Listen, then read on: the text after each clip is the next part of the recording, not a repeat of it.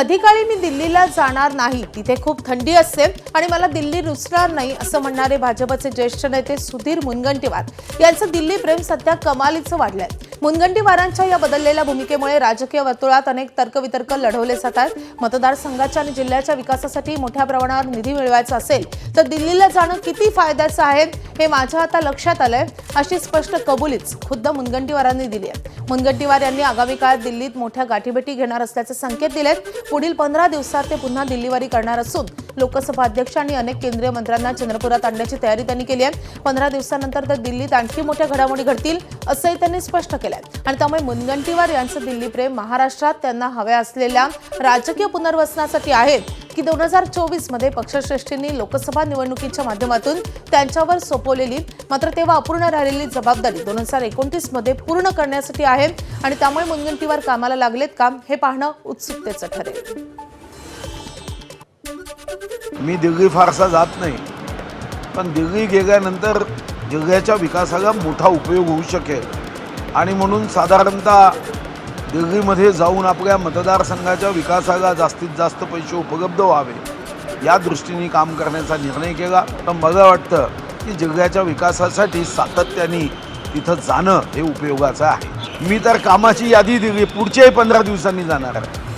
मी लोकसभा अध्यक्षांनाही चंद्रपूरमध्ये लोकशाहीच्या संदर्भात त्यांनाही निमंत्रण दिलं। तर मुनगंटीवारांचं दिल्ली प्रेम वाढण्याची संभाव्य कारणं नेमकी काय आहेत आपण ग्राफिक्सद्वारे पाहूयात। तर मंत्रीपद न मिळाल्यानं राजकीय पुनर्वसनासाठी दिल्ली वाऱ्या वाढल्यात का असा सवाल उपस्थित होतोय। 2024 लोकसभा नाखुशीनं लढून हरल्यामुळे झालेले गैरसमज दूर करतायत का? तर लोकसभा निवडणुकीनंतर केलेल्या काही वक्तव्यांचं स्पष्टीकरण दिल्लीत देतायत का?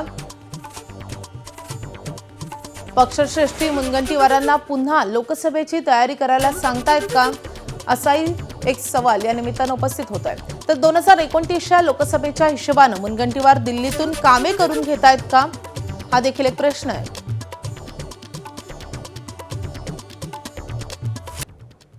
मुंबईतून महत्त्वाची बातमी आहे। मुंबई विमानतळावर 11 कोटी 82 लाख रुपयांचा गांजा जप्त करण्यात आलाय। सौंदर्य स्पर्धेतील उपविजेती हर्षा सनीला या प्रकरणी अटक झाली आहे। हायड्रोपोनिक गांजासह हर्षा सनीला अटक करण्यात आली आहे। हर्षा सनी खासगी बँकेत रिलेशनशिप मॅनेजर आहेत। बँकॉककडून आलेल्या हर्षा सनीच्या ट्रॉली बॅगेत हा गांजा होता। 12 व्हॅक्यूम सीलबंद पाकिटांमध्ये हा गांजा लपून आणलेला होता। अनोळखी व्यक्तीनं बॅग भारतात पोहोचवायला दिल्याचा हर्षाचा दावा आहे। हर्षा सनीची न्यायालयीन कोठडीत रवानगी करण्यात आली आहे। शिर्डीतील बहुचर्चित बेकायदेशीर जमीन खरेदी प्रकरणात अशोक खरातसह त्याची पत्नी कल्पना खरात हिच्यावर 31 मार्चला शिर्डी पोलीस ठाण्यात गुन्हा दाखल झाला होता। या प्रकरणी अशोक खरात याचा ताबा मिळवत शिर्डी पोलिसांनी तपास देखील केला। मात्र गेल्या 70 दिवसांपासून कल्पना खरात अजूनही फरार आहे। दरम्यान शिर्डी पोलीस सध्या कल्पना खरात हिच्या शोधासाठी युद्ध पातळीवर प्रयत्न करतात। तिच्या शोधासाठी पोलिसांची 2 विशेष पथकं तैनात करण्यात आली आहेत। तांत्रिक विश्लेषण आणि गुप्त माहितीच्या आधारे कल्पना खरात ही महाराष्ट्राबाहेर म्हणजेच परराज्यात कुठेतरी लपून बसल्याची प्राथमिक माहिती पोलिसांच्या हाती लागली आहे। त्या अनुषंगाने तिचा शोध सध्या सुरू आहे। बंधू अशोक खरात प्रकरणाच्या तपास आणि न्यायालयीन प्रक्रियेकडे राज्यभराचं लक्ष लागलंय।